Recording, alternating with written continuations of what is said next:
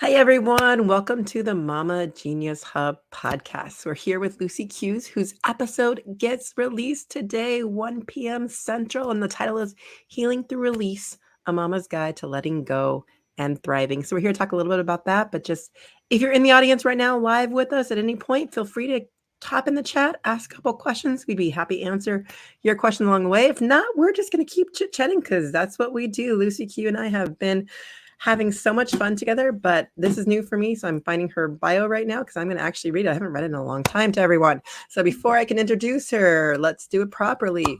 Meet Lucie, the fabulous, relatable mom next door.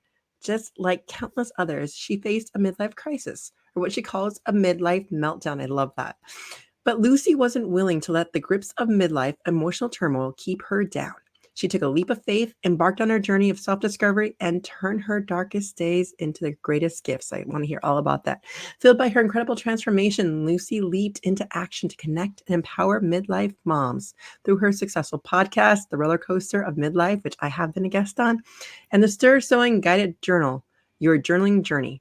Now, with her sights set on inspiring others, Lucie is eager to share her wisdom and help midlife moms go from hot mess to not only other than a badass. Stay tuned for her new book. Your second chapter begins when you discover you've been the author all along.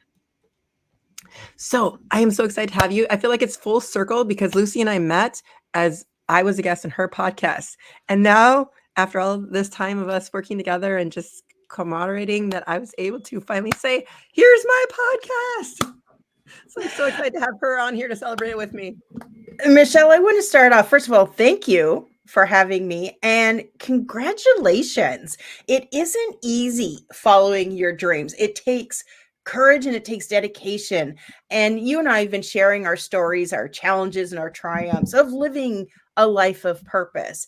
And I just wanted to take a moment to applaud everything that you've accomplished because that is exactly why we're here. I receive that. I really do. Because I think as women, we forget the receiving part. And so I'm just saying thank you, Oh, Lucie, yeah. for acknowledging that in me and for saying it out loud. And I truly and utterly just want to take those words in right now. And I think as women, we just need to do that more often. No more like, oh, the excuses of what could be or what it is. Right now, we're on this podcast episode together. Well, actually, it's released. The podcast episode's releasing. This is our Q&A. Episode's already done. It's out there. I'm so excited. Well, almost out there. I'm so excited. Thank you, Lucie. And so And on that note, oh, go ahead. oh, no, you go ahead. You go ahead. No. I was just, No, I forgot what I was going to say anyways.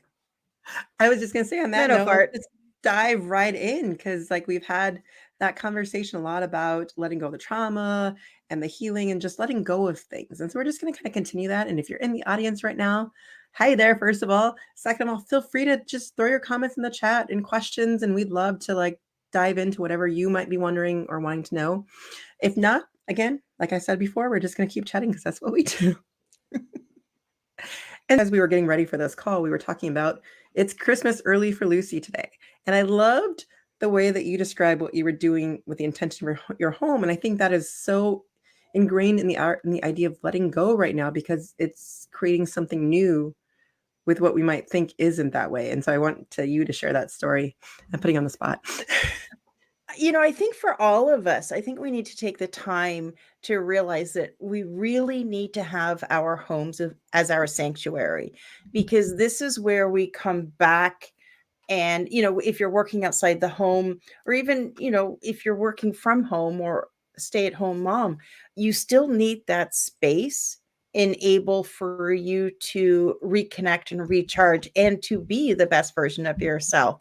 And truly, I don't think we give enough credit to our homes. And it was a little while ago, my husband and I were talking about, we talk about travel and then we wouldn't, and different things were going on. And I said, listen, I want our home to be a place that we don't feel that we have to vacation from. We're very lucky. We live in a rural part of Nova Scotia, Canada. We are right on the coast at the end of my beach. I kid you not. It's a 5-minute drive. it's Canada, so I'm going to say it's a 5-kilometer white sand beach. I don't know how long that is in miles, but it's a big, beautiful beach where we often go to recharge and to sort of replenish ourselves. And I said, I want our home to be like that as well. And that's what we've started doing is we started taking the steps to transform our home into that vacation like spot. And today it was exciting because after years of waiting, I finally got my hot tub delivered, which is, it's a major undertaking, but you don't have to start there. You can turn your home into your own sanctuary by buying some really nice sheets. I mean, we spend a lot of time in bed. Why not have the most beautiful, comfortable sleep that you can have? Just start in small places. Maybe you buy some really awesome towels. I'm a big nerd when it comes to my towels. I actually spa roll all of my towels so that when I open the towel I closet, swear I want to do a video with you just how to do that because I need help. I love to open my closet. Now the rest of the closet can be, not quite as tidy, but where my towels are, it's just got that little sort of spa feeling in there. And it's these little touches that we do that can really transform, our home or any room in it from just a space to a sanctuary. And I do want to preface that you do have your kids out of the house, Well, but one you is, have the older one there, yeah, right? yeah, But he's much older, right? So with the little kids running around, he's 21. yeah, well, yeah. So you got the He's 21-year-old big. there still. But for those of you thinking, oh, with all the little kids running around, I can't do that. What I want to say is just pick one corner or one spot that's just your spot. That's the part that feels like your sanctuary. It doesn't have to be the entire house. Again, this is just a process. So even if it's just one candle high up that the kids can't reach, you can come downstairs, light your candle in the morning and drink your coffee and gets a minute or two of peace before everyone else comes down. That's the sanctuary we're starting with. Like we're talking about, where like it helps to let go of some of that stress. And that's what this is all about. The art of letting go is we're releasing what we can so we don't keep that energy, and that we want to circulate the energy and not make sure it's stale. And so even just those little things. So for instance, this morning with my girls, I don't know if I even told Lucy this, but since last Friday in the morning, I've been doing mini women circles with my girls, the three Aw. of us. And we've been adding on to it every day. And so we started actually with lighting this candle in the morning the first time. And then I remembered that I had these cards, I Am Enough. They are a little bit more challenging for the girls. One of them will try to read it, and then I'll have to interpret what it means to ask them the question. But they love just having the cards, and it has a little talking stick in there as well. And then today, I don't know if but I had these 3 big candles I forgot about. And I brought all 3 of them out, and we each just put them down. Like, each one of you can light your own candle today, so we don't have to fight over who's blowing out, who's lighting. It's your own. And they were so excited and participated in the conversation of it. And I mean, it took the whole process, probably 10 minutes or less than that. But it set our morning up and made it more like the way to start our day. So it's these little things we're talking about. How do we make those peaceful moments throughout our day more often, rather than saying like it's so hectic all the time? Yeah, and you brought up using to start your day. And you know me, I'm a massive journaler. And even when I didn't have a space in my home, when not only both the kids were living with us, but also my son's girlfriend, it was a busy house and it wasn't a big house. So every space was taken up. But I still carved out the time for my sacred morning ritual of journaling. I had a chair in the living room. Like you said, I made my coffee. I'd light a candle and I'd cuddle up in this really nice, luxurious blanket. I mean, it felt luxurious, but I think you can pick them up for 20, $30, those faux fur ones. Yeah. And I would cuddle up in the blanket and I would do my journaling. And that little corner at that particular point in time was my sacred space. Now, later on, sure, I might have teenagers flopping all over there, but at that point in time, that was my space. And I kept everything there. Like you said, the candle that was there, the blanket was there, my journal was there, so that all I had to do was sit down and I could begin my journey. And I love that. And actually, it was funny. I was actually listening to a Jenna Kutcher podcast, and I can't even remember the title of it, but it was like somewhere in the 640s or something. Essentially, there's so many out there. But my friend sent it to this morning and talking about like that sometimes we get stuck on that. It has to be in the morning. But especially as busy moms, using the word reset. And so even if it's not first thing in the morning, maybe it's as soon as the kids are out the door that you reset with that journaling or the meditation or that cup of coffee in peace before you start the rest of your stuff, not thinking that you have to be productive like right away. So it doesn't necessarily have to be, it can flow with your schedule. But the idea is that we're still doing these self-care things somewhere in our day. And that's it. Is it for me? It works best at the beginning of the day, but that's me. That's who I am. That Yes. doesn't have to be the only way. And I've told people, if you go outside your home to work, you get a lunch hour.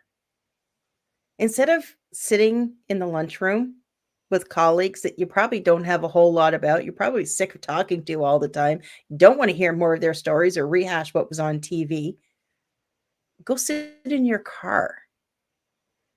Do your journaling, do your mindfulness, eat your lunch in just quietness. If you're not taking your car to work, is there an unused space in the office that you can use?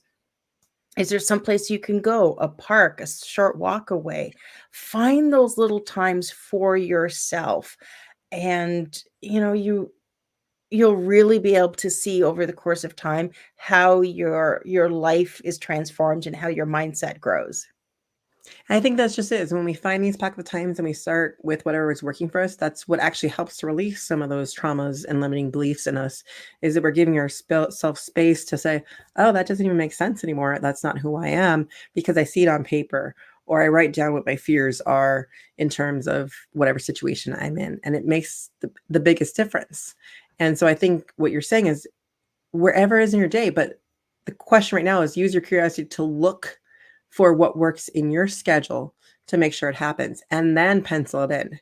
Don't just say, oh, well, I'm going to get to that. Start stacking it next to something that you're already doing. If it's something at bed, you want to journal right before you go to sleep or gratitude, pick that time that works for you and start setting it up. So like you said, in the morning, you had all your stuff sitting right there. Well, if you do it at night, have all your stuff sitting by your nightstand and make it so that it's easy for you. It's not something that you're trying hard to like, oh, where did all that go? And it's just one more thing I need to do. It's the ease of it and deciding what works for you. Yeah. Yeah, definitely.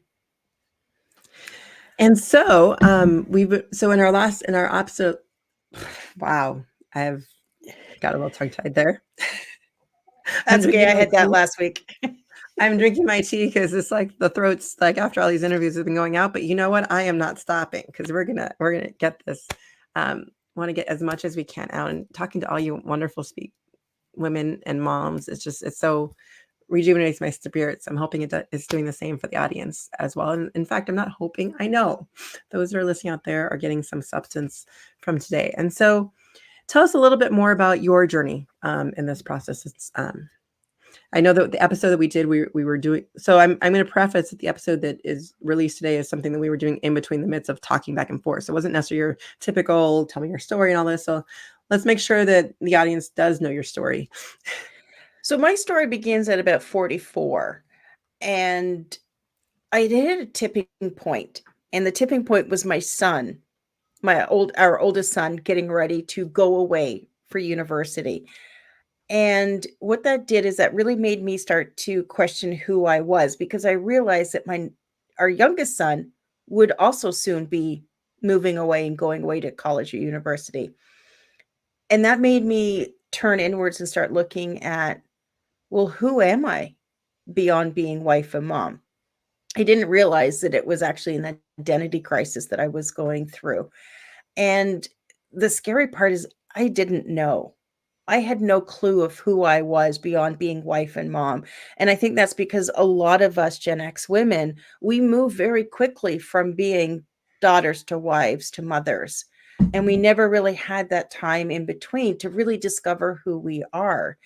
And if you don't do it in your 20s, then chances are it's going to hit you in your 40s and 50s. Unfortunately for me, is that it brought me down to my lowest point. I got down to rock bottom. And and one day I was really desperate. And I realized that this isn't what I wanted anymore. And I didn't know how to pull myself out of, the tailspin that I was in. And I did something very uncharacteristic. I called down to the universe, God, whatever your higher power is. I didn't even really think much about having one at that time, but I just called out to something higher than myself. And I'm like, just please give me one thing.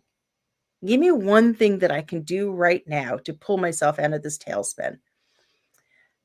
And a few minutes passed, and I got quiet, and I started to think about, if I don't want to be this person anymore. And by this person, it doesn't mean I'm discounting being a wife and mother. I didn't want to be the person that didn't know who I was, and that, was really letting life run me. I wasn't living my life. I was letting life happen to me. If I don't want to be that person anymore, then who do I want to be? And that's when I started thinking of a version of my future self. Who was this person? I got curious. How did she spend her time? How did she think? How did she feel? What was important to her? And I wrote down 5 simple statements about that future version of myself. And then I just started writing those 5 simple statements out every morning. Over time, I then turned those statements into affirmations. And then I tied them to a why. Why was that statement important to me? And I continued writing those statements out every morning. It is part of my journaling practice. That's how I begin my practice every morning. I've been doing that for over 5 years now. And those statements are what I now call my why formations, because it's more than an affirmation. It's my why, it's my affirmation. Yeah. And those simple statements, I know it sounds so stupid and easy, but those simple statements have brought me from being at this lowest level of depressed. I was unemployed. I was unhappy. I was unwell in every aspect of the word, to absolutely thriving in life. I call it going from hot mess to badass because I was a hot mess. Now, that's not to say I still don't have my hot mess days. I mean, that happens. But those are just, when you're a hot mess and you have a hot mess day, it's just a day. You don't get stuck. You don't think that this is Yeah. forever, because your badass is there. You know that you're moving forward and you're rocking midlife. And that's just how I live my life now. Is I live my life. Life isn't living me. I love that so much. And it reminds me of my own story too. And I just did it a little bit sooner with the kids in terms where they're a little bit younger, but it was just that identity of all of a sudden they're starting to go to school and having those pockets of time and just feeling that fog. And it's like, wait, what am I doing with myself? It's like, do I want to go back to teaching? Nope. But what am I going to do? And just Yeah. and it's that big question of, what do we do? And then that's what leads us to figuring that out. And that's what I also want to lead into tomorrow night as we're doing the women's circle, because that's a place for us to come together to really come think about and to really come into that inner self and to figure those out. And so sometimes we don't know what the answers are. This is a place to start that process in a different way and to really just learn to speak from your heart, because we don't necessarily know how to do that. And trying to do that always by ourselves isn't necessarily going to help. But when we start to do it together as a group in a safe space, it just opens up your heart a little bit more. We have a comment. Hi, Sharon. A comment from Sharon saying, I think most women have hot mess days. I think we all do. We But do, that's right? it, is that we embrace them. And it's funny because my mother used to say when I was a kid, she goes, I'd get you dressed, and within 5 minutes, I have an older sister. She's 18 months older. She goes, I'd get you girls dressed, and within 5 minutes, you look like you'd been dragged through a bush backwards. Hair all over the place, clothes disheveled. That's just part of who I am. I used to think it was a negative thing, but now I laugh at my hot mess. Now I know it's just this quirk. You're going to run into this stuff, and it's how you choose to look at it. Are And you I going think to let now, it keep you stuck, or are you going to keep moving forward? right. I think now it's like more when you're doing the self-care, it's like, well, those are the days I'm gonna give myself grace. Like I just need to Yeah. take it slower. I know that, and this is gonna pass. But the problem is when you don't think it's gonna pass. That's Yes. as you were saying, That's when you get stuck. that's when you get stuck. And then that's when you need to get something else moving in some other direction. But in general, I mean, when you're going and thriving in life, we're still going to have our moments where we get irritable, or we didn't get enough food, or whatever it is, and just things aren't going right, or PMSing, or whatever it is, that you're just going to have those days. And our hormones are out of whack at times, and midlife doesn't help with that. Is you have many episodes on that too, with the hormone regulations and everything. So if you're struggling with that, I suggest going to check out some of her podcasts, because I've been listening to a couple of them as well, trying to get into that regulation and stuff and figuring those things out. And it really does help once we go into that. But we are running out of time. As much as I love talking to you, we're running out of time today. And I know you have something you need to get to. So why don't you tell everyone how they can get a hold of you? And just remember that her episode is being released today, 1 p.m. Central Time, right on Spotify. I'm working to get everything over to Apple. It will be there shortly. I promise you. Opening up all the networks and stuff, but everything is live on Spotify, or you can go to connectingmamas.com/podcast and just click the links just to go through if you're not sure where to go. But the best place to connect with me, you can head over to my website, which is therollercoasterpodcast.com. And if you click on start here, that's where you can get a free audio course. And that's basically, I walk you through the process that I use to go from a hot mess to a badass. And it's called 3 Steps to Go from Hot Mess to Badass and Start Rocking Midlife. And also on the website, you can catch all of my episodes if you don't know how to find them on Spotify and YouTube. And if you want to, you can even pop me an email. And so I want to thank everyone for coming today. But any final last words for us, Lucie? Oh, stop being scared. Be courageous. Find your mama genius and start living it. If somebody had told me 5 years ago that I would have a podcast, I've been going for, I'm almost up to 330 episodes and writing not just my first book, but a second book, I wouldn't have believed it.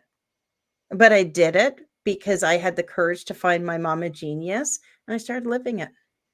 Oh, I love that. And circle right back to yes, and if you're struggling with that, that's why we come to community to figure out what is our genius and get the support. And because these ideas come in infancy and they need nurturing to get out into the world. And when we're with supportive women, because I know we've all been burned by other people at times and think, oh, I can't hang out with women. We just need to find the supportive ones that are right for us to share those. And we do need to guard them till we find that right spot, because these ideas are infancy, but we need to let them grow into maturity and support each other in doing that. Because when we do it together, we rise them up. So thank you, everyone. And we'll see you shortly later this afternoon for some more Q&As. Come join us. The next one, I believe, is going to be Eliza Bloom, and we'll talk a lot more about women's circles and so much more goodness coming today. We have 3 more interviews today. So come join us and we'll talk to you later. Bye, everyone.